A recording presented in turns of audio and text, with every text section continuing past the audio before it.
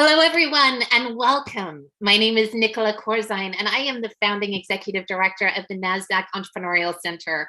We are so excited to be welcoming you today for our Moving Mountains with Money conversation, a critical conversation, perhaps today more than ever before. If you are new to the center and this is your first time joining us, we are thrilled to have you. If you don't know, the center is a nonprofit committed to making a better path forward for all entrepreneurs worldwide. We do that by improving inclusion, access, and knowledge in entrepreneurship each and every day.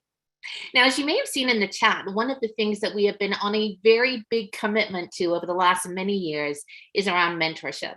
We know our entrepreneurs are tackling some of the world's biggest challenges, and to do that, it takes a village. And so we want you to find your village today, and if you have capacity to give of that village, joining into this opportunity.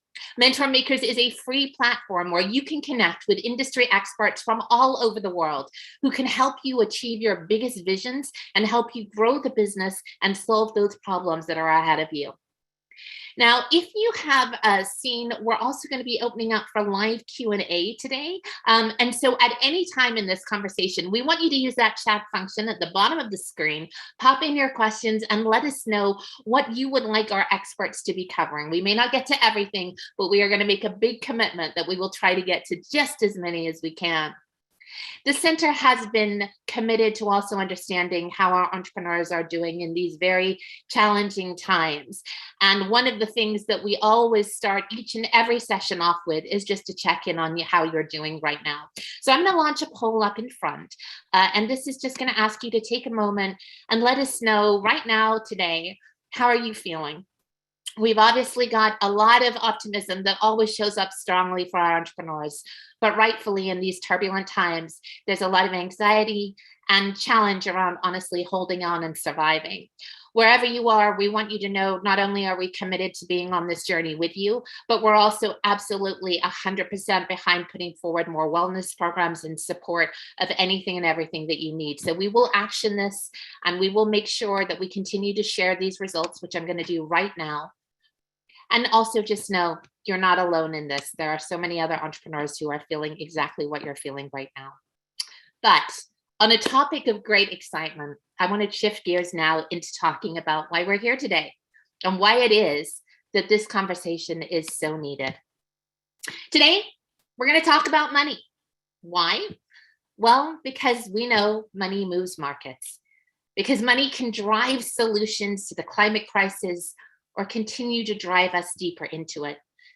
Moving markets sends a signal to the economy that can change the trajectory of where we are. And here's Banking 101. As we know, money doesn't just sit in a bank. It actually goes out into the world and it finances things. And global assets under management represent more than $111 trillion. Just a small number there.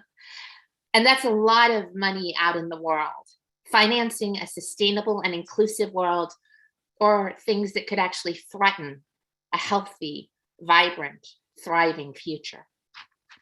So along those notes, we know that banks are well known to find good things, fund good things, things like mortgages, small business loans, critical to our entrepreneurs.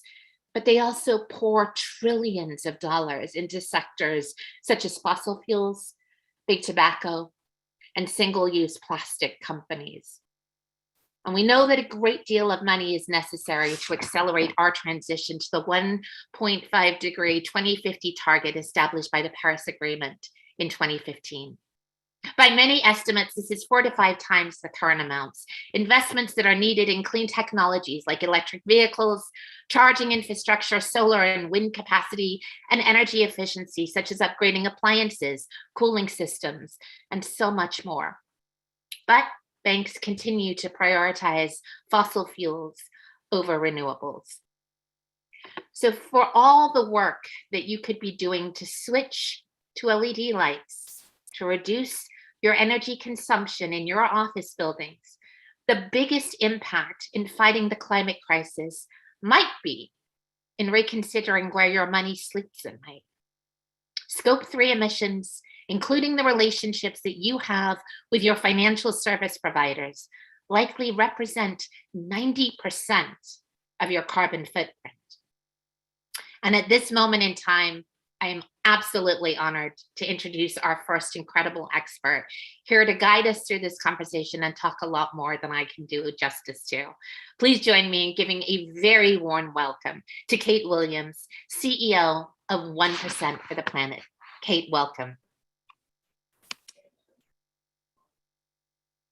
Hello, everyone. Thank you so much for the warm introduction and for all of the great inspiration in your talk there, Nicola. I appreciate that.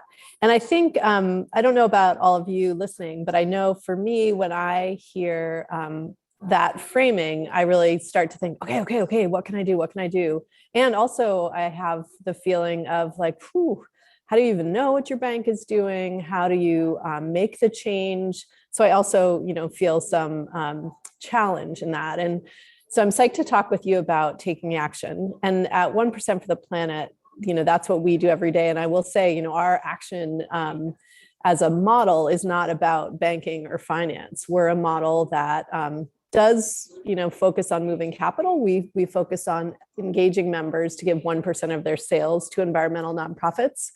But the fundamental framework is one of taking action and of figuring out how you can do what you do differently such that you can be aligned for, more positive change in a world that needs us all to do all of the things that we can do. So let's just talk a little bit about how you can take action, how you can kind of break it down. And again, like just using the 1% model as kind of a blueprint in the sense of like breaking it down to 1%. I'm going to sort of talk about it in those terms of how can you break it down into steps that you can take. So looking at our next slide here, what I wanted to focus on, and you can click through to the next slide, please.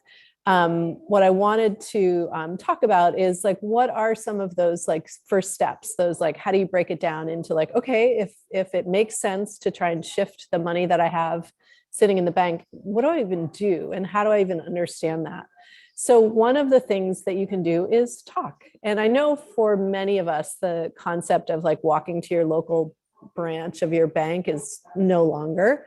We don't have branches at our bank, but most banks do still have people who work for them. And we're going to hear from some of those today. And there are people that you can talk to, and you have a right to talk to those people. You can also look online and dig into the information there. That's harder for some people. I would put myself in that category because I don't understand that world quite as well, but just there is information that is out there. And one of the big things that you can ask about, however you access the information, is about fossil fuel policies, because all banks are going to have some position on that. And I would encourage you to really listen to the words that are said, but also your sort of gut. Are they, do you feel like there's good transparency? Do you feel like the people you're speaking with or the information that you're accessing is, laying it out straight? And the reason I say that is, another sort of 1% for the Planet mantra is progress, not perfection. All of us are on a journey to create a world that doesn't exist. None of us actually know what the better future looks like. And so we get to create it, and to exclude people who are not perfect is missing an opportunity for us all to be part of the solution. Doesn't mean you shouldn't have a high bar for what you're looking for, but I think I would encourage all of you who are looking into this to think about transparency as one of the primary things you're seeking. That enables you then to see where things stand and where things are headed at that bank. And of course, to have your screen for where you stand on fossil fuel, zero or zero by a certain time, or certain sort of policies on that. Excuse me. And then the other thing is just to really get a sense of what the bank is assessing. Like, are they able to report? And again, this ties to my transparency point, but are they able to share information about the environmental impact and willing to share that? So again, the trust the information that you receive, or listen to the information you receive, and trust your response to it, because I think you want to really gauge if you feel that the progress being made on the path to greater perfection is something that you can feel comfortable with. And some of these acronyms here there are a lot of different alliances that sort of help to set standards, and similarly to carbon offsets, where there are sort of third-party verification standards. And all of these are sort of easily researchable, but you don't have to become an expert. You just have to ask the questions that you care about. And then if someone starts throwing acronyms at you, you can ask what they mean and make sure. That's one of the ways you can sort of test that transparency. One particular alliance amongst those is the Net Zero Banking Alliance. And as the name suggests, that's one that's really focused on getting the banking, what's happening with the money down to net zero emissions. So that's a great one to look for, particularly in that sort of realm of carbon and emissions, which is one of the primary ways in which banks are either not shifting, so the fossil fuels are continuing to drive emissions through the bank's lending policies, or they're reducing that. So let's go to the next slide. So here, just to really, again, break down, and feel free to take a screenshot of this slide here, because it might just be helpful to be equipped with it. But ask outright, what is your fossil fuel strategy? And I know for many of us, we're used to sort of asking, how, what's the overdraft charge or things like that. So, but know that, again, that these questions are ones that you as a, customer or potential customer are entitled to ask. So, ask that. And if the person you ask says they don't know, say, well, can you put me in touch with someone who does know, or can you point me to the information on your website so I can learn about this? And then you also want to, not just look at what the strategy is, because unfortunately, as we all know, people can make strategies, they can make pledges, they can make commitments, but then not live into them. So you want to, say, hey, can I see some evidence of how you're tracking?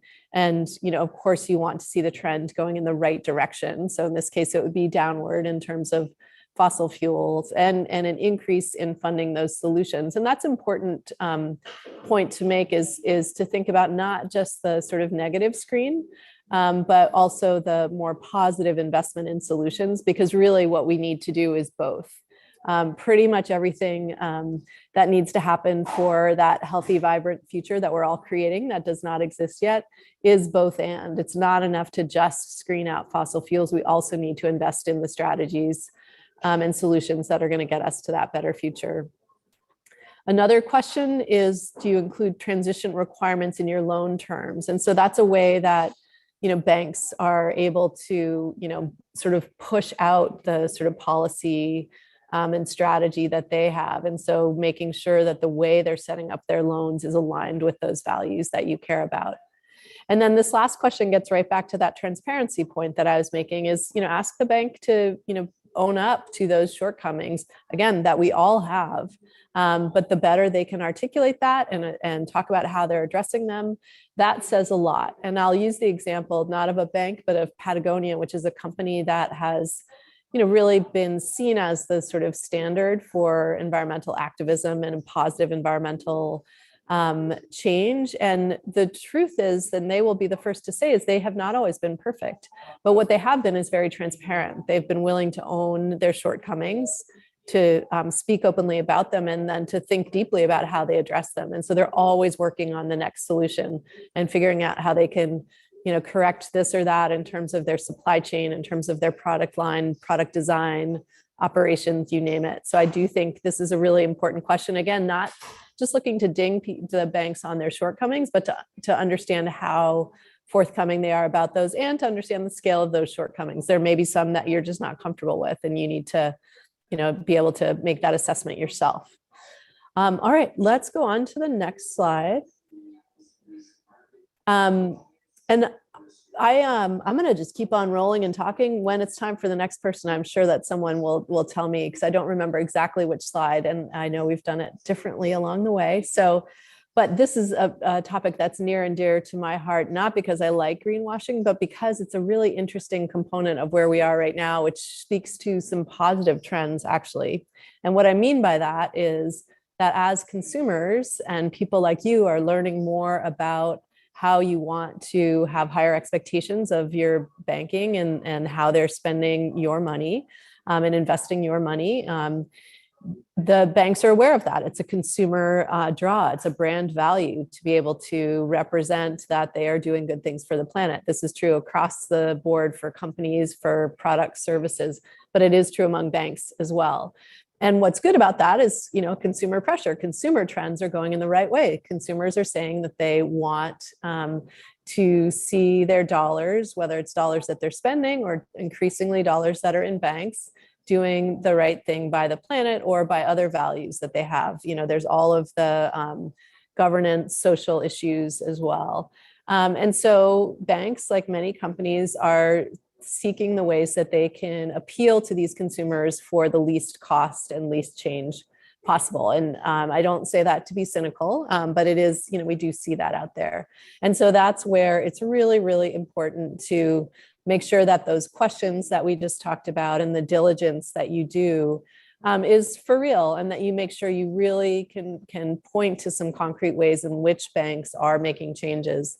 There are some good tools that you can use as well. The Rainforest Alliance Network does a report each year that kind of scores banks, and that's a helpful kind of third-party look at banks.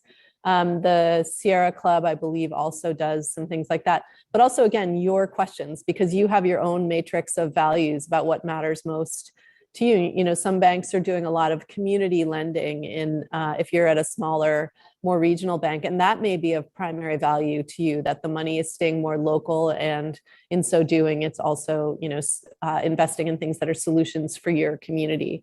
So just to again, not be cynical, but to be aware that while progress, not perfection, is something that we celebrate. Claiming that you're doing something when you're not, or when you're claiming more of a glow than you really have earned, is something to be aware of, and something that is quite widespread. All right, let's go to the next slide. And so I mentioned the third party opportunity to sort of look at how you can get some analysis. And I referred to the Rainforest Alliance and to Sierra Club. There are other ones, and again, like anything, third parties are also companies. They are also have limitations. They are also in some cases just like honest progress, not perfection. In other cases, might have their own agendas. So it's important just to be a smart consumer. And one way to just think about it is, if you are buying food to put in your body or your child's body, you're going to be super thoughtful, and you're going to make sure that you trust what that is. So you're going to read the ingredients. You're probably, if you see a long chemical word, you're going to try and find out what it is before you give it to a young child, for example. You get to have the same level of diligence with your bank. If you don't understand something, if you don't understand why a third party is ranking something in a certain way, you get to have a point of view about that, and you get to dig in and ask questions. And you can ask those questions of those third parties. You can look for research on those. And one just good strategy is pick two or three, one or two. And again, I'll come back to this, but I want to also make sure that this doesn't start to seem like a huge heavy lift that is sort of impossible. So forget it.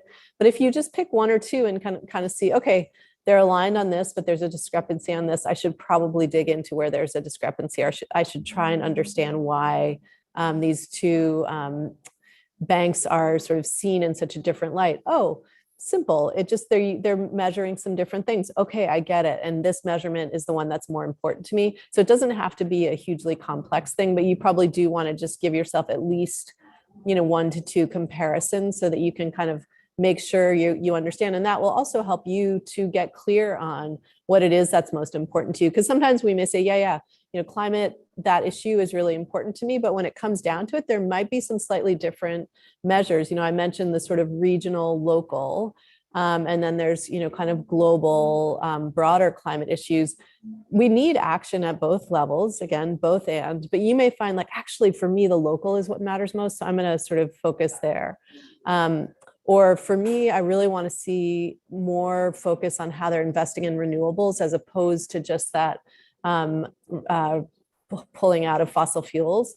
And that's a good thing for you to know, and you can really look into that. So just being a good consumer with the bank, as you would with any product, is a good way to go, and keeping it simple. All right, let's go to the next slide. And this, again, building on what I was just saying, like you're in the driver's seat, or we should find you're in the electric vehicle driver's seat. So let's make sure it's a climate neutral or net zero for that I'm using. But again, you get to think about your mission. So in the case of your company, if you're an entrepreneur, think about the value screen that you would sort of identify. And again, this is going to be an iterative process based on what you learn through the questions that you ask of the bank, of the third party. As you do that, you will have opportunities to say, oh, okay, wait a second. I hadn't realized that I need to get clear on sort of how I prioritize these issues. So thinking about how you would align and shape your values in such a way that they are supported by the bank, best supported by the bank that you choose. And then what you have is a great opportunity to talk about that, to be part of the progress that that bank is making, and also to invite them to be part of your progress as well. So you start to create a new ecosystem in which you are operating and in which you have the opportunity to have your banking not just be a kind of financial back end thing that you don't really think about in other than in the ways that it resources your business, but you start to think about it, that decision, as part of your business, as part of how you're communicating your values to your employees, as part of how you're showing up as a brand. Most of the time we don't think of our bank as being part of our brand story, but if you've aligned your banking with your brand, you actually have a new story to tell, and that's really powerful. And then you also have a seat at the table, wherever you are in the journey, you have a seat at the table to advocate for more options in banking. If you didn't find what you needed that sort of met your criteria financially and from a value standpoint, you get to start thinking about how you have a voice. And if there are changes that need to be made legislatively, small businesses are one of the most powerful voices for legislative change. So you have a great opportunity to do that. All right, let's go on to the next slide. So thinking again, just about like taking action and sort of how to do this. So you've asked a bunch of questions, you've learned about the banks, you've sort of thought through how this aligns with your values. You've kept it simple because you have a super busy piece of work running a company that you founded, or whatever role wherever you sit. So there are different ways that you can step into this on the journey of progress, not perfection. So, for some companies, depending on your size, depending on the different kinds of values you want to serve, you can, start by, moving some of your checking cash into greener financial institutions that you find that are aligned. You may not be able to do it all at once because there are some complexities with some of your payment platforms or whatever the case may be.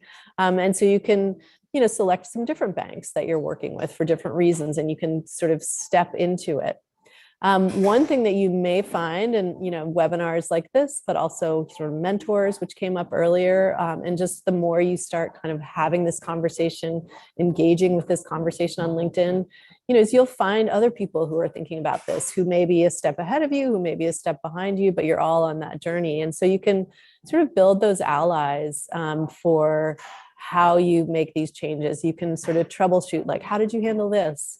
Could we go, speak with this bank together? I think this is a legislative opportunity. Let's get in on this. So, it's always more fun to do a hard thing with someone else. So if it's feeling hard, or even if it's just feeling more energizing to find those allies who are also working on this, that's definitely a great opportunity. And then one thing that I would also just share, and I'm a, exhibit A of this, is become an advocate for change, not because you've got it all figured out and you've done everything perfectly, but because you're really interested in and committed to this topic. And I say I'm exhibit A because I'm still very much on this journey, both in terms of personal and business finances. There's a lot to figure out. And so I think engaging in the conversation and really stepping up as an advocate for change as you're part of the journey is, something that's really there for you to do. And again, is another way to sort of meet those people, start learning more, being pulled into more conversations, just being aware of more conversations that educate you and help you to make those choices that you want to make. All right, let's go on to the next slide. So breaking it down, back to sort of where I started, it's really important to remember, keep it simple. And I've said that a few times, but, I just want to sort of come back to that because it can definitely feel overwhelming, especially for people for whom, myself included, like you put your money in the bank and then you're like, great, now that's taken care of. I can go and like do all the other work that I, more trained to do and more focused on. And so, tackling banking and sort of where your money sits and how it sits there and how you access it and can be a little overwhelming. And so I think it's really just important to remember to take one step and then take another step and then take another step. And those steps are going to look a little different for everyone. And that's okay. But just, to remember that there's energy in forward motion. And so sometimes we get overwhelmed and paralyzed when we just look at the whole thing. And so I'd really encourage you and invite you into the sort of realizing the power of taking small steps and getting more and more energized by each one and having that sort of start to create some momentum that makes the whole big thing much easier. And start by just learning where you are. You may find out, and this was an experience that we had, you may find out that where you are, which you hadn't necessarily chosen through this process that I've just been describing, but where you are is better than you thought. And it may check some boxes that are important. So you may think, okay, I have a little more time. I want to, stick with this for a little while and maybe use the fact that I already have deposits and relationships here to pressure this bank. And I'm going to sort of work for change here. That's one really great option. You may find like, okay, it's pretty good, but not good enough. So I'm going to start making some steps into a new place, and maybe just the power of communicating that change put some pressure on your current institution. And we've seen some examples of that as well. And then back to that values alignment that I spoke with earlier, I really do want to reiterate that every single business, every single person is going to have a slightly different matrix of values and of priorities. And it's really energizing and important to realize that you get to figure out how that stacks up for you and how that's going to inform the choices that you make. And that can be a really fun exercise, and it can be a great way to engage employees, to engage board members, to engage your own sort of passion and values, and sort of tap into why this matters to you and why sort of making the effort of shifting from one financial setup into another over time is something that's not just worth it, but that you're actually really energized to do and excited about.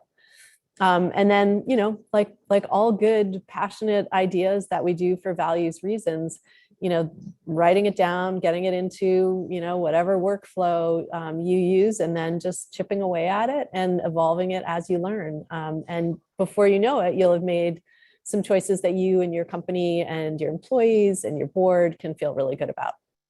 So thank you very much. And I think that's it for me. Okay, that was exceptional. We are going to get to, I think, keep you around for a little bit longer in the conversation that's about to flow, but truly appreciate you setting the stage. As you've been seeing in the chat, just so much appreciation for the information and really making it seem approachable, manageable, and actionable, the best kind of combination out there as much as possible. All right, and at this stage, I would love to invite our other experts to join us today. We have Ella, who is our head of sustainable finance and clean energy at the Incredible Bank of the West, joining us. Betsy, chief operating officer at Green Alpha Advisors, and rounding us out today, Ravi, the co-founder of Atmos Financial. Rather than doing a terrible job of introducing, I'm instead going to invite each of our incredible experts joining today to spend maybe just 30 seconds or so talking a little bit about their background and why they're excited about this conversation. So Ella, maybe I'll invite you to start. Yes. Thank you so much, Nicola, for the opportunity for including us in this conversation. I head our sustainable finance opportunity platform at Bank of the West. I work with different line of businesses to really advance our focus in sustainability, build internal capacity, product solutions, and mobilize more resources, going after sustainability opportunities, mobilize more out of our balance sheet. So I think most of the people know about our footprint, our coverage in the Western United States. We are everywhere. We are known for our environmental stance, what we do, what we do not, what we don't do. But we have also equally clients and customers in the Midwest, in Eastern, operate over 28 commercial centers. So really, this topic is very dear to our hearts. We've been trying to advocate for sustainability, sustainable finance, why money matters. So really excited to be a part of the dialogue. Thank you. Thank you, Ella. Betsy. Hey, thank you everyone for being here today. So appreciate it. I'm the investor voice in the financial services conversation. While this is pretty banking focused, investments matter a lot as well. So I'm Chief Operating Officer, yes, and also a portfolio manager at Green Alpha Advisors. We at Green Alpha decided to do the tough job of becoming entrepreneurs in investment management because we saw and experienced firsthand just so many deficiencies throughout the industry, both sort of across the board generic deficiencies in how things are done, in a really outdated sort of a way, but specifically with how environmental, social, and governance, or ESG investing, is being implemented. And by that, I mean both impact and performance perspectives. And so we founded Green Alpha to take what we had learned at the bigger, well-known companies that we were working at and then do it better here under our umbrella. So we're 100% impact oriented. We focus on stock market investments, everything from individual IRAs to large corporate accounts.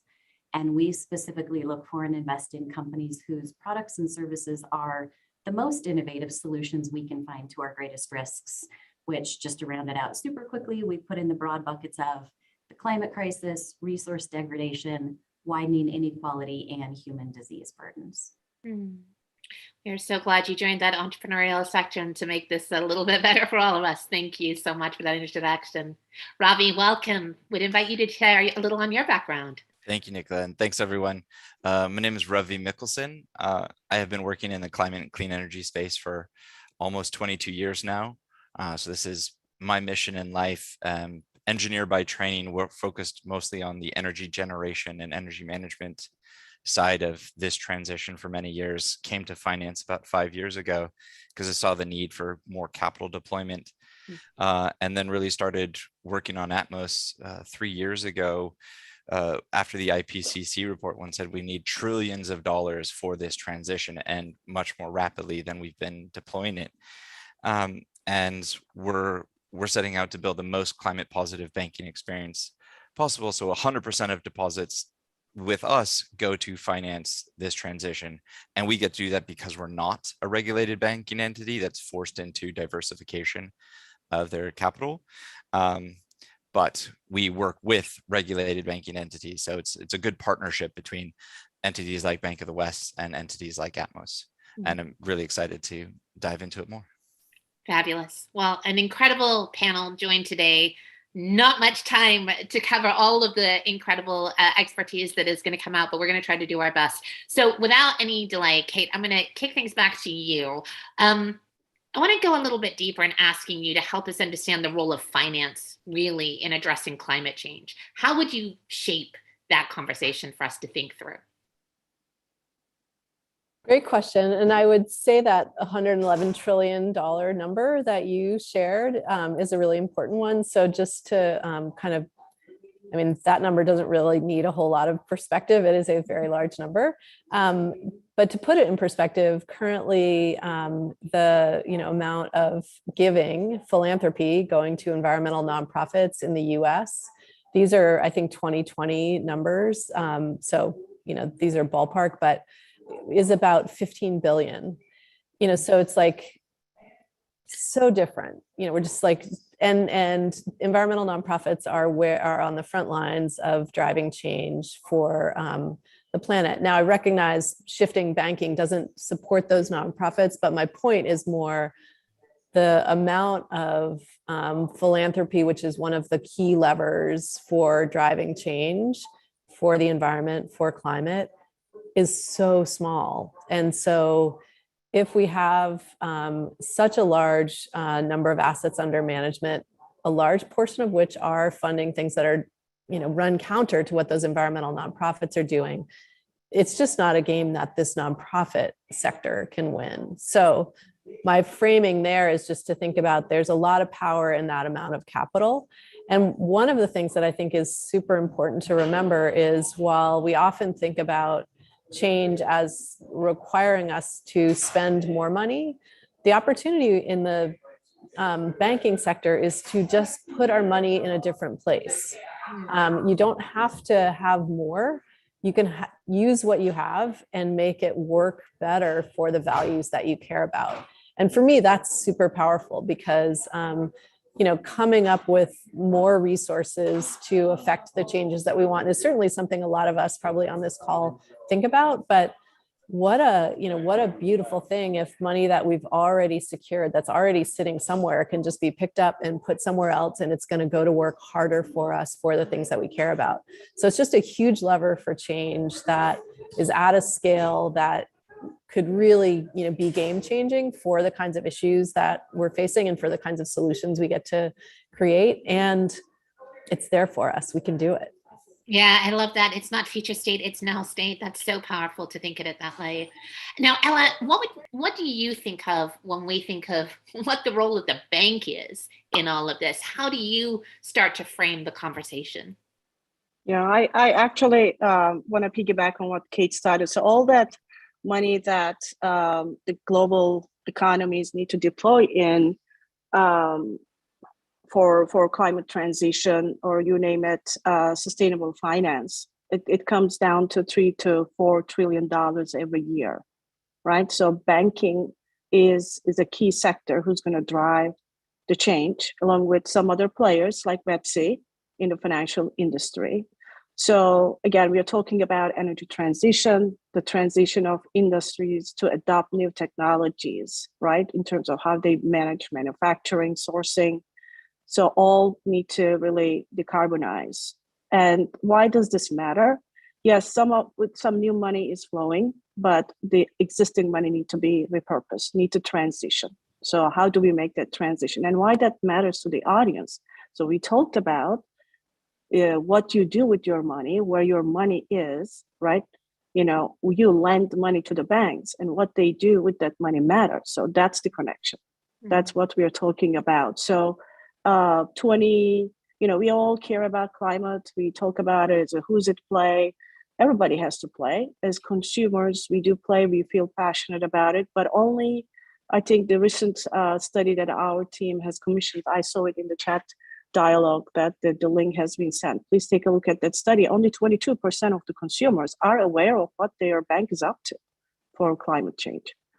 Likewise, on the business side, only 40% of the businesses really are aware of, or do not, 40% is not aware of what their bank is up to in terms of these sustainability policies, or if their bank is financing high carbon assets, fossil fuels. So that's where we need to put the pressure. I mean, we operate businesses, we own businesses, what our banks do, just like, all the content Kate went through, asking the questions, being aware, because if we are not aware, we don't take action. So we need to take a lot of actions collectively so that data becomes better, right? So ultimately, that is the role of finance, the role of banking. And at Bank of the West, we are doing multiple strategies. We are investing on new products and solutions. And, we don't finance fossil fuels. First of all, we have been on the journey of doing positive banking for a very long time. But we are also building capabilities, new coverage team, the commercial centers, bankers that I mentioned about going after, trying to find financing for renewables, for storage, for electrification. So that's where we are trying to put and push our balance sheet towards. So good. And Ella set it up perfectly, I think, for Betsy, but I'm going to ask Betsy, from your perspective, you hold this incredible mindset around investment management. Where are you able to sort of, I'll say, shift the conversation or the dialogue or lines of inquiry in banking and financial institutions? How does that show up in your role and in the decisions that you're making? Yeah, really good question. Very large question. I wear a lot of hats, all entrepreneurs, right? We wear a lot of hats. So which hat are we talking about today? if I can though, just thinking about from a consumer perspective, from an investor perspective, what should they be thinking of when they're like, hey, I understand this is a really big deal. I want to make sure my investment account, whether it's my IRA, my 401k, my corporate assets are helping create solutions rather than fueling the climate crisis. Like what should I look for? And these are going to sound really simple, and they are totally though applicable to trying to fight the climate crisis with investment assets. And so the first thing, I mean, a quality product sounds so silly and stupid. I'm trying to buy a mutual fund or an ETF. You want it to be good quality. One can't assume that because an investment firm has a big brand name that's been around for 50 or 75 years and they say, hey, I have a new low carbon mutual fund. You can't just really assume and trust, unfortunately, that that is your best current modern solutions oriented investment option. For some reason, we all know that in like consumer goods and things like buying a car, you can't necessarily trust the same brand your parents chose in 1977. But we forget that when it comes to our investment choices. Transparency. Oh my gosh, I love that Kate was already hitting the transparency gong hard today, because it's a big deal in financial services, whether it's banking or investing. How's a consumer to know whether a product is quality or not unless they've been given the right kind of information? How's an investor to know whether a sustainability or a gender lens or other ESG fund really fits their vision of the future they want to see emerge if they're not given the right facts? And unfortunately, investment management is particularly bad about, well, I'm going to, sort of stupefy you with acronyms and stats, and like, if my fact sheet's glossy enough, you're going to think it looks great. So transparency is key. And honestly, just really excellent customer service. I spend a lot of my job, a lot of my time doing customer service. And, broadly speaking, most investors don't know what questions to ask to evaluate a given set of options, nor should they. You shouldn't have to have like an MBA or a finance degree to know which mutual fund to buy. And high quality investment companies tell their investors, here's what you need to know. Here's what you might not know to ask or how to ask it. This is a great point, but you also need to counter it with this. And I don't say these things to be a Debbie Downer, quite the opposite. If you're ready to update your investments, look for signs that the investment professionals you're talking to are providing truly excellent customer service. Kate and Ella and others have talked about this as well. Like, when you ask questions, do they give you helpful information? Do they say, yes, here's that fact, and also you should know this?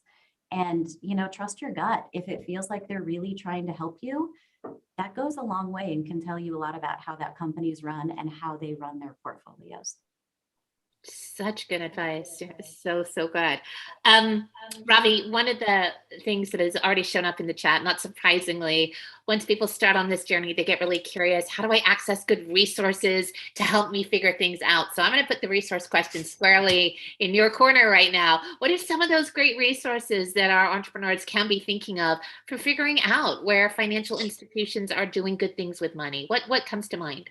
Yeah, that is the billion-dollar question, Nicola. And like, to the stats that Ella shared, people don't know what their banks do, but if you ask the banks, they don't know what they're invested in. A couple of years ago, I was at the launch for the Principles for Responsible Banking at the UN, and there was one bank, it was a European bank. They spent 2 years to get all of the carbon, basically the carbon impact or the carbon scoring of their loan profile, their loan portfolio.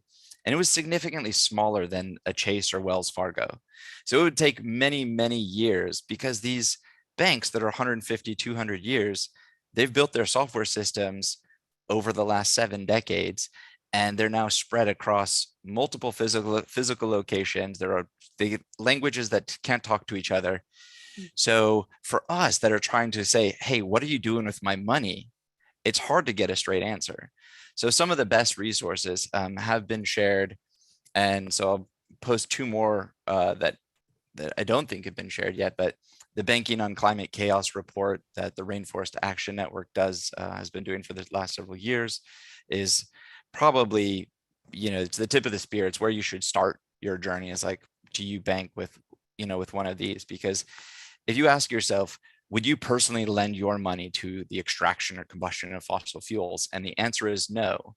And your bank is on that list. By proxy, you are lending your money to the fossil fuel industry. So it's time to make that change because somebody else is doing it on your behalf. Stop the Money Pipeline is a great organization. The links aren't working. We can replace those. So it's a collection of others. I know the Sierra Club. So if you search for Sierra Club Banking, that's another. They've done some really great reports. The Rocky Mountain Institute is now getting into this because it's such a huge lever. Banks, like our money, funds the world in which we live. Like we don't get to choose what our bank directly funds, but by choosing where we bank, we get to choose what gets funded with our money. So do the best you can. Look at these reports. Look at where the influencers of the climate and clean energy space, where they put in their money, and then you'll see what's being done with your money and where you can go. Yeah, love that, Ravi. Thank you so much. And we'll get those links. If we aren't populating them here now, we'll follow up in email when you get all of the information, and we'll share that as well in follow up. Now, Kate, a lot of conversation has been obviously shaped, rightfully so, around some of these big goals at 2050 mark. And 2050, scarily, will probably be here before we know it. But more interestingly for this conversation, what would you like to see happen? Or no, not what would you like? What needs to happen? What must happen in the next 10 years from your perspective in order to address a lot of these disparities? Such a great question, because one of the things that we talk about on our team is because oftentimes we'll have people say, shouldn't all of your giving go to climate? And we find that there are a lot of companies in our network who also want to fund preservation of local habitat or things like that. And the frame that we bring to that is we want to be working for a world in 2050, 2100, beyond, that is a world that is thriving and that has diversity of habitat, that has like healthy ecosystems. And so what that means from a capital standpoint, if we want to put it through that filter, is that we need a lot of different timelines for the ways in which we're investing our resources in order to drive change tomorrow. There are some battles we need to fight, and they are battles to block certain things that, if they were to happen, could really sort of tip the scales one way or the other. So, there are near-term battles. There are species that are at risk of going extinct next year that we need to get dollars to those. So we need to think about what's the immediate capital that's needed. What are the best ways to deploy that? And oftentimes that is through nonprofits. So that's like grants and that form of capital. But then we need medium and longer term capital in order to invest in the solutions, invest in new structures and frameworks that will enable us to support things like that moving forward. As I said earlier when I was talking, like, we have to think in both and terms. There is not a silver bullet. And I think as people, we often want to think like, what's the one thing that will solve all of this? I think we need different time horizons, and we need to act at each of those. We need to think broadly about ecosystems and the world that we want to be sustained when we've addressed climate change and sort of gotten that under control. And then the last thing I would say doesn't have as much to do with money, but it has a lot to do with the mindset that we bring to it, which is, I really think we need to continue to maintain hope. And one of our awesome members shared this idea of hope spots with us. So places in which things are happening that sort of bring to life or embody hope. And so we use that language internally. And I would say, there are banks like Ravi's bank. What they're doing is a hope spot in the financial industry. What Bank of the West is doing and the changes they're making at scale, those are hope spots. And I think getting ourselves into the sort of force field of those hope spots gives us that energy to, continue to make those changes. Oh, I love that. Hope spots. This is an important reminder that the journey is worth it and the change is happening, even if we can't always see it around it. Fantastic. Fantastic. Ravi, we've talked a lot already about, the power of the individual, the fact that even today, all of us can make an informed decision and a choice around where our money goes and what it's funding. But obviously for a lot of our entrepreneurs, they're early in their journey as well. And they may only have a handful of employees or growing to near-term break even soon. What do you suggest that companies earlier in their formation start to think about to make a positive contribution in this way? Yeah, move as much of your money and your investments into climate positive institutions as you can. So there are, commercial banking entities, individual or retail banking entities. Now there are climate positive 401ks through entities like Sphere and Carbon Collective. And more premiums for the planet. Another 1% for the planet member is like, hey, our insurance premiums, those get invested, like how the insurance companies can actually survive and pay out claims is that they invest our money. So when we pay an insurance premium, they invest that, and they're beyond the banks, they're the next largest investor into fossil fuels. So we need to change where our insurance premiums go as well. So take a look at every aspect of what your bank or your individual, you as an individual are paying out. There are, you can also make choices on the consumption of the goods, that's like the services and the goods that you buy. There are more sustainable, more climate positive institutions that you can shop and support. And then it's have conversations. It's like, don't just hide this. It's like, oh, let's do this, but let's keep it secret. Talk about it with the employees, share it on social media, because the individual actions are only as powerful as we get them to spread. Because it's like, I drive an EV, but we don't drive that much. So the most powerful thing that we do is we normalize having an EV, we share it out, we let people drive it, we talk about it. So it's getting that normalization so other people make the change too. That's where we'll have the most impact, especially when we're small. It's having that impact. It's so good. And sparking that conversation, as we know, our entrepreneurs are usually well networked and tend to want to learn and grow. And as came up with Kate, mentoring and learning from others how they're tackling it and sharing what we're learning and what's working on what more can be done. Great advice. Now, speaking of hope spots, Ella, I know you've seen a lot of really positive case studies on how a company can actually start making a positive strategic directional shift towards adopting a lot of these philosophies that have been shared today. Can you share one of those case studies with us on what that journey looked like and how that strategy started? Yeah, Nicola, great question. I think I know the audience is mixed here. There are different type of entrepreneurs, products, and solutions. I think if you're really focused on climate solutions, you're maybe looking at a better or more efficient product, low carbon solution. There's never a better time to work on it. We need solutions. I think if this also says you're part of the core. You're driving sustainability into core part of your strategy. Your growth plans are built on making a better impact. So I would highly advocate, try to win more business, amplify your communications, the positive impact you're bringing. I know it in the short term, entrepreneurs go through a lot of challenges. It's costly, especially anything around sustainability, but it will pay back for the long term because you are bringing that value. Just keep in mind, yes, in short term you'll have additional costs of integrating sustainability into businesses, but you will recoup those benefits later on. And on the other side, and we interact, Nicola, I engage, I even talk to a lot of corporate commercial clients. Not everybody has mastered this sustainability. Some of them are early starting, some of them are advanced. So, but everybody has to make good strides. Everybody has opportunity. Just climate, everybody produces carbon emissions today. We all produce carbon emissions today. So it's everybody's job.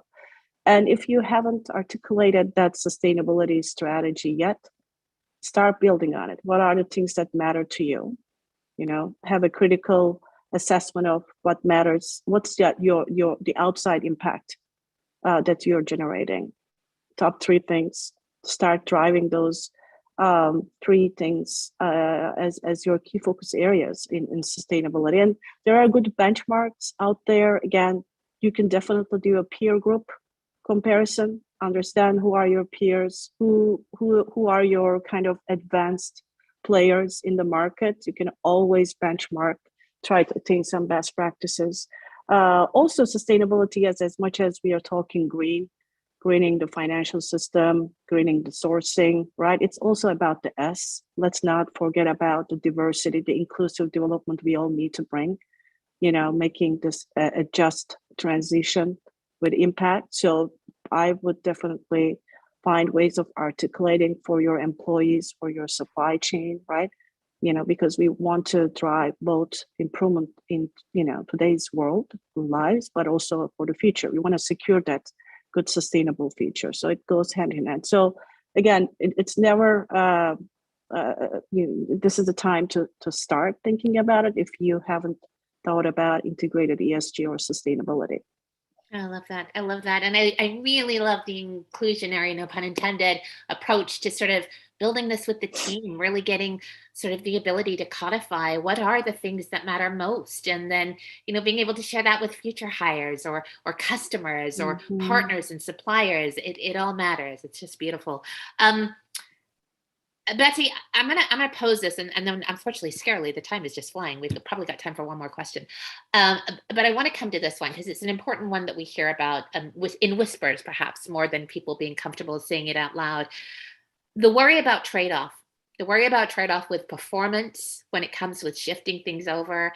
How do you combat that perspective? Combat may be too strong of a word, but how do you sort of encourage people to think through that worry of, is this a trade-off situation where if I move money to a certain place that prioritizes this, maybe I'm worrying about detrimental performance as a result? No, it's an excellent question. And I think combat is the right word. I do feel like I'm down in the trenches every day. It used to be true. I'll be fully transparent. It used to be true that if you were choosing a socially responsible fund, it did tend to underperform. And honestly, kind of by design, it wasn't seeking to outperform. Those days have come and gone. That is no longer true. The quick answer is, if anyone is curious about that, you can Google something like ESG performance meta studies, and you will see there are studies of hundreds to thousands of underlying studies that show that currently today, ESG performance is actually quite strong and usually outperforms traditional investments. And every year that's more and more the case as change is happening, as we all know, faster and faster by the day. The more governance risk and other things you can factor into your research process, the more likely you are that a dollar you're putting in the market today is going to outperform, a dollar that doesn't factor in all that research. Oh, I love that. All right. Well, I'm going to pose to the panel the last question, and you have an option. We're very big into optionality at the center. You can either choose to give what is the one key takeaway that you want everyone to walk away with, or the last option would be, what do we do with all this information that you've shared with us today, the incredible knowledge now that we're all armed with to make a different decision? So one or the other. But before we go there, and I'll go round robin, I've got one last ask. Well, actually, technically two asks of the group that's joined us today. Number one, please take a minute and fill in the survey link that Isis and others have popped in throughout today. Your feedback helps us be able to determine what needs to come next in this conversation. I knew we weren't going to get to everything that we wanted to today, so take a minute and let us know what more you need. And secondarily, I'm going to launch a really quick poll asking you to share with us what is keeping you up at night. As you may or may not know, the center builds programs based on what our entrepreneurs need in almost real time. The incredible program team here goes out, curates best experts like the ones gathered today to address your real-time needs. And so if you need something that we're not yet developing, the only way we're going to be able to develop that is if you tell us what you need. So thank you to all of you that are responding right now. I'm going to end that poll, and I'm going to share the results with everyone just so you know. Looks like we're going to have some more finance and sales and team programs coming up in the next 6 to 8 weeks. So stay tuned on that. All right, now, Kate, I'm going to start it with you. Which of those two questions would you like to finish us with? I'm going to go with the takeaway behind door one. And I think that what I would say is pick one thing that you can do tomorrow and write it down. And I say that in the spirit of like, do simple better, which is a motto I've been increasingly trying to live by. Like, as we have talked about a lot of different stuff, there's a lot of different things that you can do. Do one small thing tomorrow. And then, you can build from there. But like, truly, I would ask of all of you, like, write down, type into your phone to-do list, however you manage your priorities, pick one thing and then do it tomorrow and just see what happens. Love it. Ravi, you're next. Yeah, probably, I guess, takeaway. It's a request. There's so much information thrown at you. Do not get lost in analysis paralysis. You don't need to know everything. You do not need to be perfect. Start moving your money away from these big fossil fuel funding institutions to climate positive ones. Take that first step. It doesn't have to be all of your money. It can be just a portion. It can be just the savings. It can be just an ETF, something that's a little bit more passive. But take action and move forward in moving your money out of fossil fuels. I love that. Here's to the action. Thanks, Ravi. Betsy. I'm going to go for advice.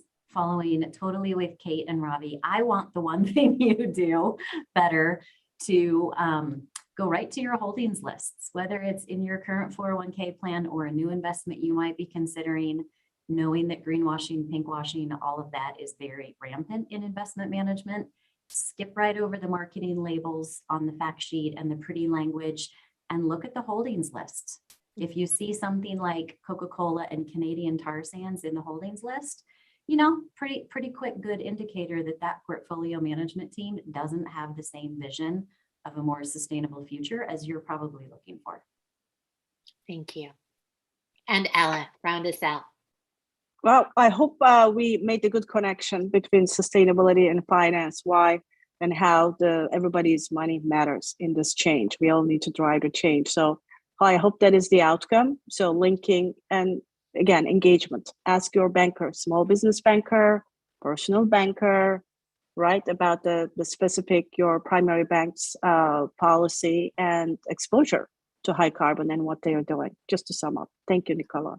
Oh my goodness, this has been such an honor, such a treat. To all of you who have joined today, we so appreciate your time and your investment in taking action on this incredible conversation with us today.